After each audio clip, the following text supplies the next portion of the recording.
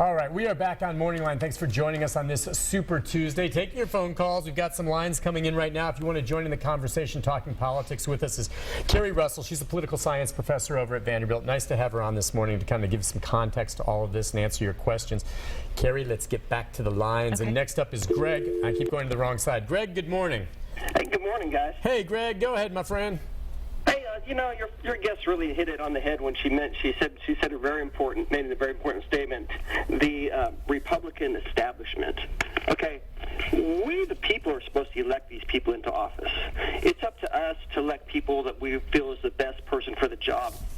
And what happens is that we have a Republican, quote, Republican establishment that if they don't get their way, they will do anything they can to put who they want into office.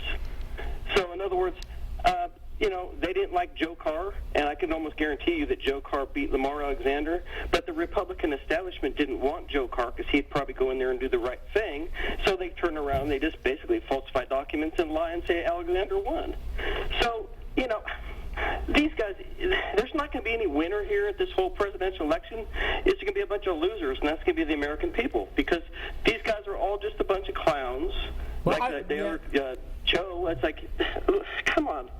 I wonder if things have changed, though, because I hear what you're saying, Greg. Now, I'm not sure I agree with your take on Joe Carr, but I do think that in the past it's always, Professor, been, the establishment, and maybe they do exert a certain degree of force onto it. Of course, you know, Jeb Bush had an unbelievable super PAC with a ton of money, and we're seeing for the first time the man with the most money did not win. In fact, he fared horribly.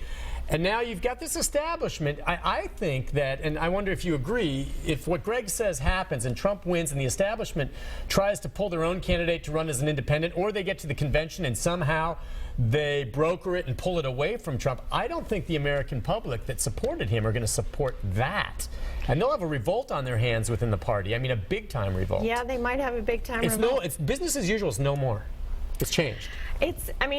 I think one thing that the voters need to realize is that these primaries, the caucuses, this entire process of selecting a candidate is in the hands of the parties. This is a function of party machinery, right? So when you get to the Republican nomination and the Democratic nomination, you have to remember that so much of it is controlled by the party elite. If you would explain it, just the basics for the viewer at home. When they get to the convention, you have these delegates, which were won during the primaries and caucuses by the candidates. And that means they're supposed to be there and say, I'm casting my delegate vote for this candidate. But if they get there and the establishment gets with them and say, listen, I know this happened in your state, but we don't, they can change who they vote for. They can change who even they vote though, for. it's not set in stone. So if they can convince enough of these delegates to say, I know what happened in your state, but this is not going to happen here. Right. So when you go to the polls today, you're going to see this slate of your friends and neighbors who are involved in the party machinery here in whatever county you're voting in. And you'll see that, like, for example, in Williamson County, I think you're allowed to vote for 14 delegates. And you'll see lots of different names associated with those delegates, but they are all pledging to, when they show up to the convention, cast their convention vote for whoever they're promising to vote for on the ballot. Okay. But there's a lot of wiggle room, right? I mean, on the Democrat side, there's super delegates who have proportionally more power than just your regular delegates. Right. There's a lot of room to maneuver at the delegation conventions. And so, you know, what our caller was saying isn't that far afield in terms of the party machinery is the one that's ultimately going to determine what happens. Now, there's a lot of movement, like change.org petitions going around saying, you know, send a message to party leadership that whoever gets the popular vote needs to be our ultimate nominee. But that implies that they could potentially go the other way. Yeah. And that's something they're talking about. Would they go? My take again, though, is if they do that and split it, it will doom the party, period. Yeah. Even if they offer their own candidate, then that's splitting the Republican vote and basically handing the election to the Democrats. And that's my take, if they go to that route. I think you're right. It's not going to work. I think that's what everybody would agree with. Let's go to Taylor. Hi, Taylor. Good morning, Nick, and good morning to your guest. I have already voted on the very last day of early voting, and I voted for Senator Cruz, and I'll tell you why. Yeah. Senator Cruz is more truthful and more, some would say, set in his ways, but set in his policies stronger than anybody, and those policies are well known. And two, I will mention, Senator McConnell told the entire Republican caucus on a very important bill an absolute lie, not just to Cruz, but to the whole Republican caucus. Senator Cruz stood in the well of the Senate and called him a liar. Well, you would have thought he had shot the Pope. It just outraged the Republicans that he would do that, even though he was telling the exact truth. Number two, he went into Iowa as the only candidate disavowing the subsidy for the most worthless product on the market, and that's ethanol, which is a big, big issue for Iowa voters. All the rest of them kowtowed like they have for years and years, supporting that ethanol. And lastly, he and Trump scared the Republican establishment, we'll call it, because, not strictly because they're afraid either one of them would lose to Hillary, but the fact that he will not kowtow to their rules and way of doing things if they get to Washington. Neither one of them will. Yeah. I moved Trump up from my third choice to my second choice when he was endorsed recently by Senator Sessions of Alabama, who I think a lot of. And as far as the governor's concerned, he will support whoever Lamar asks him to support. And that is always the Chamber of Commerce and the big business, whoever their favorite is.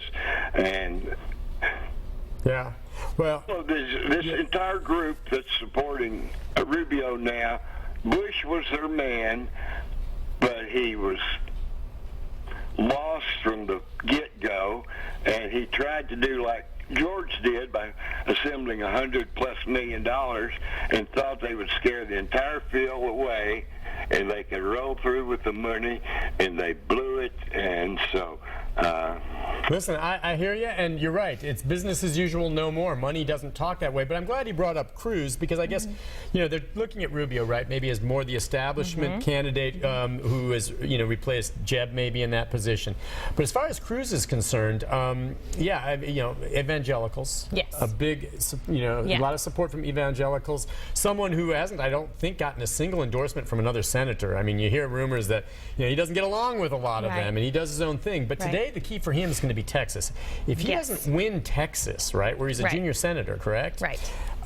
Then that's a big problem. And he's trailing in Texas to Trump. Isn't he in some of the polls? I don't know. I haven't heard the latest. Maybe that's not right. I think the prediction is that he may squeak by in Texas. But it'll be a function of voter turnout for sure. Okay, so we'll see. It's going to be close. But talk a bit about Cruz then. I mean, we were hitting Rubio and Trump. Is Cruz suffering because maybe he's viewed as another outsider as Trump, and Trump's got more of the support?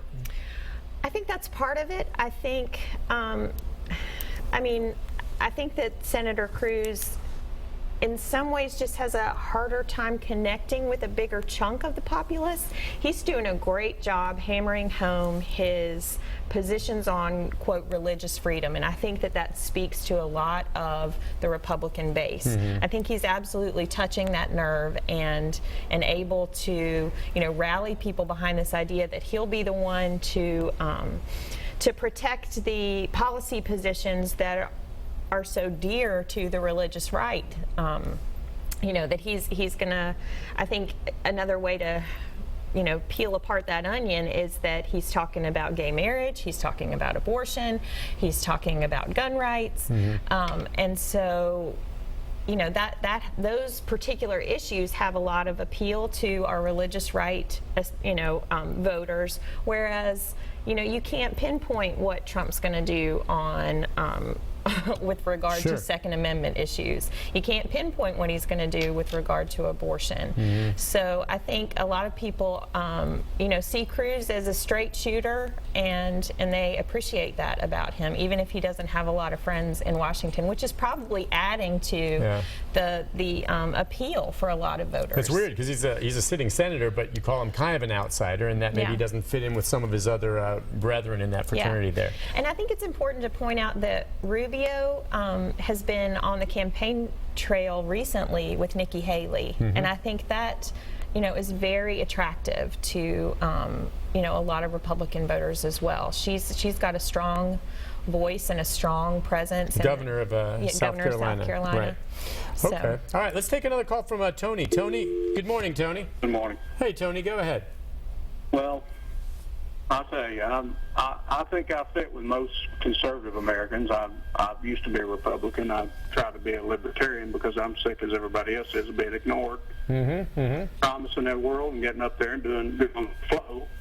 They get into Washington with the flow, no matter what they call themselves, Republican or Democrat. And I think Trump is a sign of desperation with that.